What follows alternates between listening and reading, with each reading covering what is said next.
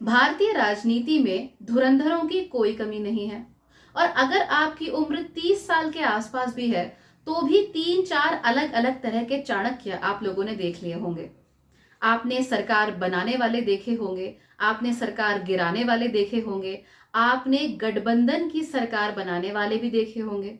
आपने ये भी देखा होगा कि किस तरीके से एक छोटा सा क्षेत्रीय दल होने के बावजूद भी आप गठबंधन की राजनीति करके एक बड़े राष्ट्रीय दल के नाक में दम कर सकते हैं।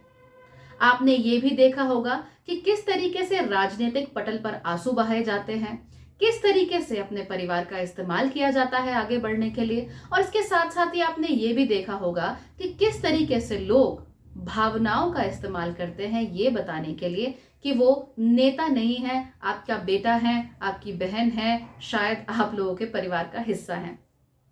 लेकिन जो लोग इस तरह की बातें करते हैं वो शायद ही आपके परिवार का हिस्सा बनना चाहते हैं। वो तो केवल आपका वोट पाना चाहते हैं, क्योंकि एक बार अगर वोट मिल गया तो 5 सालों के लिए उन्हें गद्दी से कोई नहीं हटा सकता है। और एक बार वो गद्दी पर आसीन हो गए तो फिर उनके लिए पेंशन भी लागू हो जाएगी और सारी जिंदगी भर लोग उन्हें नेताजी और मंत्री जी कहने का हक भी पालेंगे। और कमाल की बात यह है कि अगर आप नेता बनते हैं तो आपको पेंशन का अधिकार मिल जाता है, लेकिन अगर आप अग्निपथ स्कीम से अग्निवीर बनते हैं तो आपको पेंशन का कोई अधिकार नहीं मिलता है। यही है हमारे देश की विडंबना और यही है हमारे देश के युवाओं की विडंबना, जो कि आज अपने लिए एक अदद नौकरी तक सिक्योर कर पाने में विफल महसूस कर रहे हैं। उन्हें ऐसा लग रहा है जैसे उनकी आंखों के आगे अंधकार छा गया है और ये इकोनॉमी, ये सरकार, ये लोग उनके लिए कुछ नहीं कर पाएंगे। जहां एक और हमारे सामने एम्प्लॉयमेंट की नई अपॉर्चुनिटीज बढ़ती रहने चाहिए थी और इसके साथ साथ ही वेज ग्रोथ भी होनी चाहिए थी, हम देख रहे हैं कि वेज तो क्या ही ग्रो हो रही है, इनकम तो क्या ही बढ़ रही है, उसके साथ साथ एम्प्लॉयमेंट अपॉर्चुनिटीज भी कम होती जा रही हैं। एक जगह मैंने फेसबुक के एक मीम में ये देखा था कि हो सकता है कि बाप रिटायर ना हो लेकिन बेटा रिटायर होकर घर आ जाए, वो भी बिना पेंशन के। पर कोई बात नहीं, बेटा भले ही रिटायर होकर घर आ जाए, नेता रिटायर नहीं होगा। और अगर भूल से उससे मंत्री पद छिन गया, काबीना मंत्री वो नहीं रहा, राज्य मंत्री भी नहीं रहा, तो भी उसके लिए पेंशन पक्की है। आप अपने नेताओं के लिए पेंशन पक्की करते करते अपने बच्चों के लिए नौकरी पक्की करना भूल गए।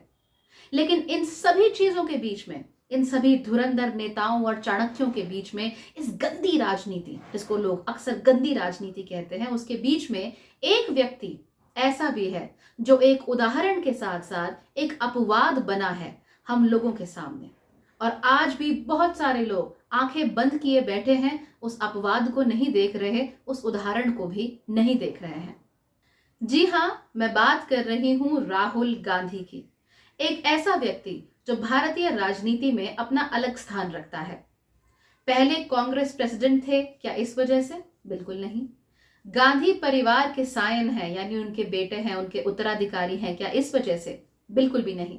बल्कि इसलिए क्योंकि इस व्यक्ति की पर्सनालिटी सबसे अलग है। राहुल गांधी के बारे में जब भी आप लोगों से बात करेंगे तो लोग जानते हैं क्या कहते हैं? वो कहते हैं कि भाई राहुल बहुत अच्छा आदमी है, लेकिन राजनीति बहुत गंदी चीज है और इस गंदी जगह पर एक अच्छे आदमी की कोई जरूरत नहीं है। लेकिन यही लोग गच्चा खा जाते हैं। राजनीति का गंदा होना जरूरी नहीं है। पिछले कुछ दशकों में हमने ऐसे लोगों को राजनीति में सामने आते देखा है जिन्होंने देश को लूटने और अपने खजाने भरने पर ज्यादा ध्यान दिया। ऐसे लोग जो कि लोगों की भलाई करना भूल गए। ऐसे लोग जो ये भूल गए कि भारत वाकई में सोने की चिड़िया था, है और हमेशा रहेगा। और ऐसे लोग जो सोचते हैं कि अगर सोने की चिड़िया है तो चलो 5 सालों में लूट कर इसे चले जाते हैं। लेकिन राहुल गांधी इन सब से बिल्कुल अलग खड़े नजर आते हैं। एक ऐसा व्यक्ति जो देश के लोगों की बात करता है, कॉन्स्टेंटली करता है और सिर्फ आपसे इतना कहना चाहता है कि आप सही को चुने और विकास के पथ पर अग्रसर हों। लेकिन इतनी सारी बातें आखिर में राहुल गांधी के बारे में आपको क्यों बता रही हूं? आप में से कुछ लोगों को यह भी लगेगा कि मैं राहुल गांधी का महिमा मंडन कर रही हूं, लेकिन ऐसा कुछ भी नहीं है। मैं सिर्फ आपको सच बता रही हूं। एक बार जरा अपने आसपास नजर घुमाकर देखिए, आपको किस तरह के नेता मिलते हैं? आपको स्वार्थी नेता मिलते हैं जो कि अपने स्वार्थ की खातिर जनता से सरोकार नहीं रखते हैं। आपको ऐसे नेता भी मिलेंगे जो कहने के लिए तो विपक्ष हैं, लेकिन सीबीआई और ईडी के डर से मुंह में दही जमाए बैठे हुए हैं। आपको ऐसे नेता भी मिलेंगे जो कि अपने आप को चाणक्य साबित करने के लिए किसी भी स्तर पर गिरने के लिए तैयार हैं। और इसके साथ साथ ही आपको ऐसे अटेंशन सीकिंग नेता भी मिलेंगे जो सिर्फ ये दर्शाना चाहते हैं कि हम ही हैं, हमारी ही बात है, हम ही सबको रिप्रेजेंट करते हैं, हम ही सारी पार्टी हैं, जो हमारे मुंह से निकल जाता है वही अंतिम सत्य है। ऐसे नेता भी मिलेंगे जो कि मीडिया के चक्कर काटते हैं और ये चाहते हैं कि मीडिया भी उसी प्रकार से उनके आसपास चक्कर काटती रहे और उन्हें बड़ा और बड़ा नेता बनाने की कोशिश करती रहे। लेकिन यहीं पर तो राहुल गांधी उदाहरण और अपवाद दोनों बन जाते हैं। कैसे? जब हम कहते हैं कि राजनीति गंदी है, तब राहुल गांधी अपवाद बन जाते हैं, यानी एक्सेप्शन बन जाते हैं। और जब हम ये कहते हैं कि राजनीति को अच्छा किया जा सकता है, तब राहुल गांधी उदाहरण बन जाते हैं। वो किस प्रकार के व्यक्ति हैं या किस प्रकार के नेता हैं, ये जानने के लिए हमें बहुत दूर जाने की जरूरत नहीं है। पिछले एक हफ्ते में जो कुछ हुआ वो आपको राहुल गांधी के चरित्र के बारे में बहुत कुछ बता देता है। तो 5 दिन में 54 घंटे से भी ज्यादा राहुल गांधी से पूछताछ की गई, ये पता लगाने के लिए कि नेशनल हेराल्ड केस में मनी लॉन्ड्रिंग हुई है या नहीं हुई है। लेकिन उसके बावजूद भी राहुल गांधी मुस्कुराते हुए बाहर निकले। एक वक्त ऐसा भी आया जब 3 दिन तक सो कॉल्ड ग्रिलिंग करने के बावजूद ईडी को कुछ हाथ नहीं लगा और फिर उन्हें एक दिन का ब्रेक लेना पड़ा। लेकिन राहुल गांधी ब्रेक लेने वालों में से नहीं है। ईडी जब भी बुलाता वो चले जाते, घंटों घंटों अपनी कुर्सी पर बैठे रहते और कुर्सी से हिलते तक नहीं। इनफैक्ट जब वो बाहर आए तो उसके बाद सीधे पहुंचे एआईसीसी हेडक्वार्टर्स में, जहां पर कांग्रेस पार्टी और उसके सारे फ्रंटल्स के जाने कितने ही लोग बैठे हुए थे अपने नेता के इंतजार में।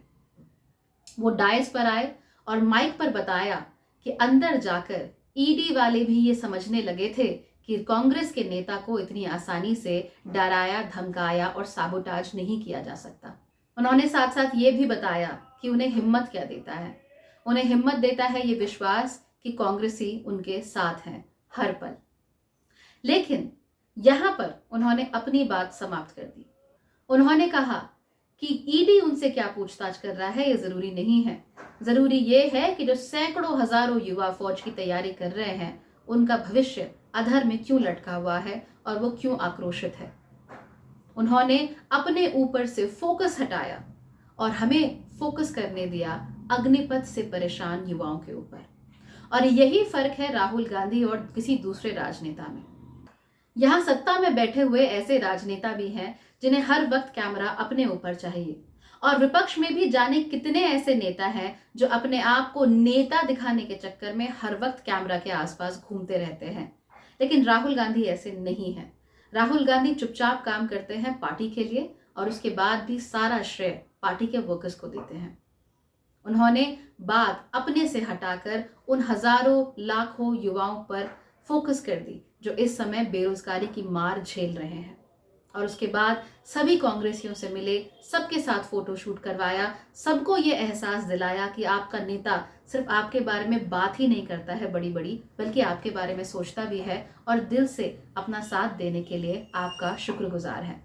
अगर आप राहुल गांधी के करियर को क्लोजली फॉलो करते रहे हैं तो आप जानते हैं कि जिस कदर विच हंट राहुल गांधी जी के खिलाफ किया गया था, उतना शायद भारत के इतिहास में किसी भी राजनेता, नेता, अभिनेता के साथ नहीं हुआ था। उन्हें बार बार डीमोरलाइज करने की कोशिश की गई, उनके इमेज को साबोटाज करने की कोशिश की गई और भारत के सामने ये दिखाने की कोशिश गई कि Rahul Gandhi is not fit to be a leader. लेकिन जब राहुल गांधी 5 दिन ईडी से लगातार जब उनकी पूछताछ हुई, 54 घंटे तक उनकी पूछताछ हुई, उसके बाद भी वो मुस्कुराते हुए बाहर निकलते हैं, लोगों का धन्यवाद करते हैं, अंदर क्या हुआ वो बताते हैं, कांग्रेसियों का हौसला बढ़ाते हैं और कहते हैं कि फोकस मुझ पर मत रखो बल्कि उन युवाओं पर रखो जिन्हें इस समय सहारे की सख्त जरूरत है। तो वो ये बता देते हैं that he is fit to be a leader. और इसीलिए मैं कहती हूँ कि राहुल गांधी ना सिर्फ उदाहरण है बल्कि अपवाद भी हैं। ऐसे में जब हर कोई मीडिया डार्लिंग बनना चाहता है, ऐसे में जब हर किसी को चाणक्य बनने की लगी है, हर किसी को जो प्राइम पोजीशन है वो चाहिए, लेकिन उसकी रिस्पॉन्सिबिलिटीज नहीं चाहिए, राहुल गांधी शांति से सारी रिस्पॉन्सिबिलिटीज का निर्वहन करते हैं और उसके बाद भी उनका सारा फोकस मैं की बजाय भारत पर रहता है। और यही बात उन्हें भारत के हर एक राजनेता से अलग बना देती है, क्योंकि राहुल गांधी की पूरी राजनीति भारत के ऊपर टिकी हुई है, भारत के विकास के ऊपर टिकी हुई है और भारत को आगे प्रोग्रेस कैसे करानी चाहिए उसके ऊपर टिकी हुई है। राहुल गांधी आपसे ये नहीं कहते कि मैं नेता नहीं हूं, आपका बेटा हूं, और उसके बाद वोट लेकर गायब हो जाते हैं। इनफैक्ट राहुल गांधी आप लोगों के साथ रहते हैं, आपके भले की बात करते हैं, और पिछले 8 सालों में जितनी बार भी जनता के ऊपर प्रहार किया गया है, चाहे डीमोनेटाइजेशन के द्वारा, चाहे जीएसटी के द्वारा, चाहे कोरोना के मिसमैनेजमेंट के द्वारा और अब चाहे अग्निपथ के द्वारा, राहुल गांधी जी बार बार जनता के सवाल उठाते रहे हैं। और याद रखिए कि राहुल गांधी इकलौते वो नेता हैं जो बार बार हमारा ध्यान चीन के भारत के ऊपर अतिक्रमण की ओर दिला रहे हैं। अगर भारत सरकार और हम लोग अभी भी नहीं चेतते और सही सवालों को नहीं उठाते हैं तो फिर ये देश उस नर्क में चला जाएगा जिस नर्क से निकलना हमारे लिए बहुत ही मुश्किल होगा।